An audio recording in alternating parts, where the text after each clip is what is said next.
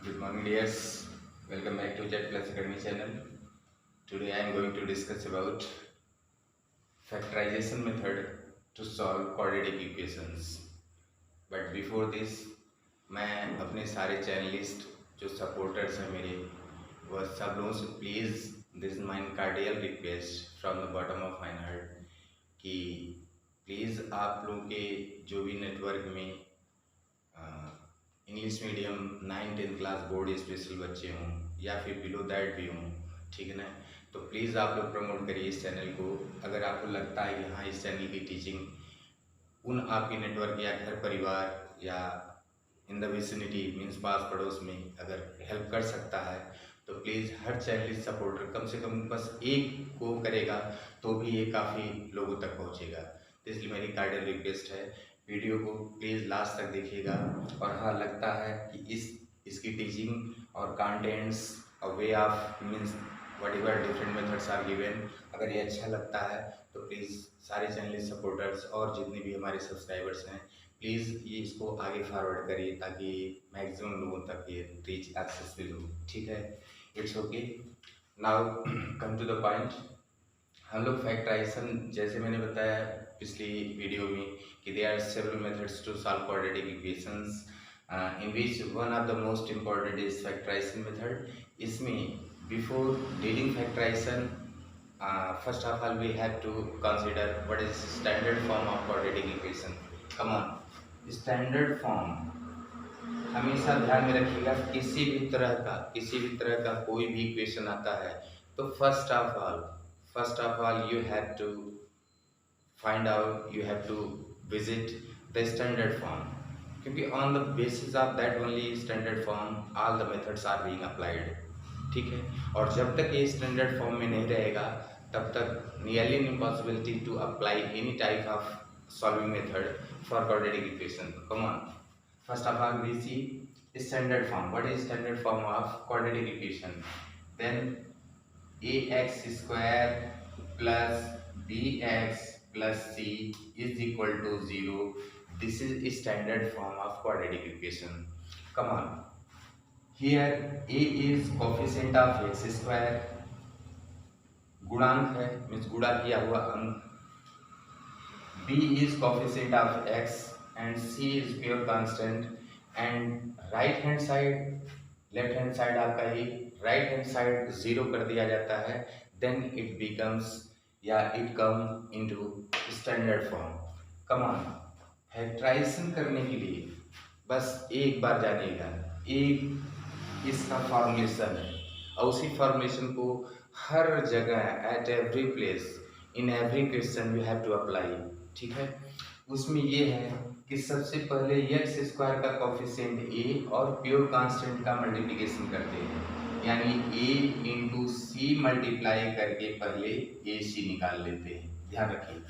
और ए सी जब मिल गया तो इसके दो फैक्टर पी या क्यू मान लीजिए, आर एस मान लीजिए, कुछ भी मान लीजिए। ज़्यादातर बुक्स में जो है आपको पी क्यू के रूप में दे देगा या आपने से कुछ भी आप ले सकते हैं, ठीक है। तो first of all you find A C and A C के फिर दो फैक्टर ऐसे आप फाइंड आउट करते हैं कि सच दैट वह इस प्रकार होना चाहिए कि उन पी और क्यू को ऐड करने पर you can get the B which is coefficient of X in standard form of quadratic equation. इसका मतलब पहले ए और C you multiply, you find product A C, then again you factorize AC in P and Q form such that means AC is equal to या दो factor P या Q के रूप में ऐसे प्राप्त करते हैं such that यह इस तरह होने चाहिए कि P और Q को अगर ऐड किया जाए तो X का कोफिशिएंट B आ जाए। बस ये फॉर्मुलेशन आपका ध्यान रखिएगा, यही आपका फॉर्मुलेशन पूरे फैक्टराइजेशन का बिल्कुल ये मंत्र है, यही एक फार्मूला है कि दिए गए standard form A X square plus B X plus C is equal to 0 में first of all you multiply A means coefficient of X square and pure constant and find the product A C. Further you factorize A C into factors P and Q such that, इस प्रकार होनी चाहिए कि P और Q को add करें तो वह बी हो जाए। ठीक है, on this I am going to show you an example कि how will you factorize. Come on, now suppose that I have taken one quadratic equation in standard form. Now correlate from this standard form. What is a? X square की place पर x square है और ए की place पर यहाँ पर कोई नजर नहीं आ रहा है, इसका मतलब it means A is equal to one, A is equal to one. B, B की जगह -3 है, B is equal to -3 and C is equal to, C है यह -28 है।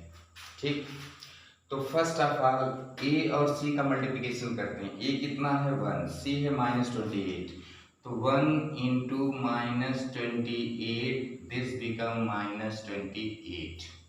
नाउ -28 के दो फैक्टर आप ऐसे फाइंड आउट करते हैं ए सी की, यानी ए सी के दो फैक्टर आप पी और क्यू के रूप में ऐसे फाइंड आउट करते हैं कि जिनको ऐड करने पर एक्स का कोफिशिएंट भी आ जाए। कम ऑन, तो -28 के दो फैक्टर, ये ध्यान में दीजिएगा, बी लाने के लिए दो फैक्टर वो ऐसे होने चाहिए सच दैट कि उनका जो डिफरेंस हो, उनका डिफरेंस से बी के बराबर हो जाए, तो समझ लीजिए कि your factors for A C, that's right. Come on, अब तीन डिफरेंस 28 के कोई दो फैक्टर ऐसे करिए जिनका डिफरेंस 3 हो, तो 7 और 4 है, 7 4 जा 28। कम ऑन, और तीनों दोनों का 7 और 4 का डिफरेंस भी दिस -3। कम ऑन, -28 के लिए या तो ये हो सकता है -7 इंटू 4 करें, -7 इंटू 4 करें तो भी यह -28 आ जाएगा, या फिर करें 7 इंटू -4 करें तब भी -28 आ जाएगा। These both are right for -28, क्योंकि दोनों की कंडीशन में -28 आएगा बस। But you have to care this very point, this is very very very important कि यहाँ पर -3 लाना है। देखिए, अगर -7 और 4 को ऐड करते हैं तो ऐड करने पे -7 + 4 इज इक्वल टू -3 आएगा, जबकि है -28 का this two factors 7 into -4, but 7 और -4 अगर ऐड करेंगे तो यह +3 आएगा। आपको चाहिए कितना? -3 चाहिए, ध्यान में रखिएगा, यू नीड -3 नॉट +3। सो आपके फैक्टर्स ए वाली राइट होंगे, यही चीज ये पहली बारी की ध्यान में रखना पड़ता है। ठीक है, यह दोनों -28 के बराबर है, लेकिन इसमें से उसको you have to select those very factors which on addition you get b coefficient of x, जो पा जाते हैं वही आपका रिक्वायर्ड फैक्टर्स होगा किसका? AC का। कम ऑन, अब आप पा गए -7 और 4 पा गए, अब इसी रूप में आप -3 को शो कर देते हैं, यानी x² -7x + 4x -28 is equal to 0। Come on, अब आप क्या करते हैं? पेयरिंग करते हैं, यू जस्ट पेयर ऑफ, मतलब दो दो करके अलग करते हैं। ठीक है, कम ऑन, यहाँ पर कॉमन लीजिए, यहाँ पर कॉमन लेंगे, x कॉमन ले लेते हैं, अंदर क्या बचता है? यहाँ पर x बच जाता है, यहाँ x कॉमन लेने के बाद 7 बचा, x -7। फिर यहाँ पर क्या कॉमन लिया जाए? देखिए 4 यहाँ पर भी है, 4 इसमें भी इम्प्लाइड है। ठीक है, तो +4 आपने कॉमन लिया, इधर भी आ गया x -7 इज इक्वल टू 0। जैसे यहाँ पर दो चीज़ों में गलती होती है, समझ लीजिएगा। पहली चीज़, जैसे कि 7 और -4 भी ले सकते, 7 इंटू -4 भी -28 आ रहा था, बट उनका एडिशन +3 आ रहा था, तो वो एक गलती प्लस माइनस में वो होती है। दूसरी मिस्टेक ये होती है, ध्यान रखिए, जितना यहाँ आपका कॉमन लेने के बाद ब्रैकेट में आएगा, the same you will get here too. अगर यहाँ पर please please please dear students pay attention here, अगर जितना आपका यहाँ ब्रैकेट में आया है, if it is not available in this bracket, then 100% your taking common is wrong, तभी इसका मतलब गलत है। तो फिर उसके बाद बैक टर्न जाइए, जो है बैक स्टेप में कहाँ मिस्टेक हुई है। जितना यहाँ कॉमन आना चाहिए the same here too, come on पूरे में से। अब देखिए यहाँ भी x-7 है, पूरे में से आपने x-7 को कॉमन ले लिया। अंदर क्या बच गया, यहाँ भी x-7 दोनों जगह सब कॉमन लिए, तो अंदर बचा x+4 बचा, यानी दूसरे ब्रैकेट में x+4 this equal to 0। Come on, अभी x+4 इक्वल टू 0 हो गया। अब इसको मैं ऊपर शो कर दे रहा हूँ, ध्यान रखिएगा। कम ऑन,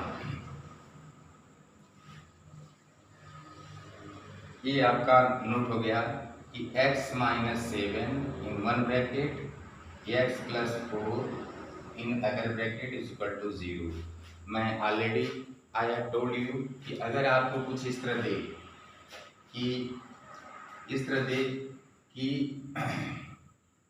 जैसे r into S is equal to 0 है, already I have told you r into S is equal to 0 है, तो इसका मतलब आइदर या तो r इज इक्वल टू 0 है, तब 0 इंटू एस 0 हो रहा है, या फिर r S is equal to 0 हो, तब r इंटू 0 बराबर 0 हो, या फिर r and S both is equal to 0। ठीक, इसको आप समझ गए। ठीक इसी तरह if this into this is equal to 0 है, इसका मतलब it implies that either this is equal to 0 और दिस इज इक्वल टू 0, तभी राइट हैंड साइड 0 आ रहा है। कम ऑन, तो either x-7 is equal to 0 implies that अगर x इज इक्वल टू करेंगे तो 7 इधर माइनस इधर जाके प्लस, यानी x is equal to 7। This is your first value. Quadratic equation में 2 वैल्यूज आते हैं, both are called roots and nominated as alpha and beta. तो सपोज दैट कि ये आपका अल्फा आ गया, r this is equal to 0, या फिर x+4 इज इक्वल टू 0 है, इम्प्लाइज दैट अगर x+4 इज इक्वल टू 0 है तो x इज इक्वल टू करेंगे, तो x इज इक्वल टू करेंगे तो यह आ जाएगा आपका -4 आ जाएगा। And this is your second value and you can name it beta, right.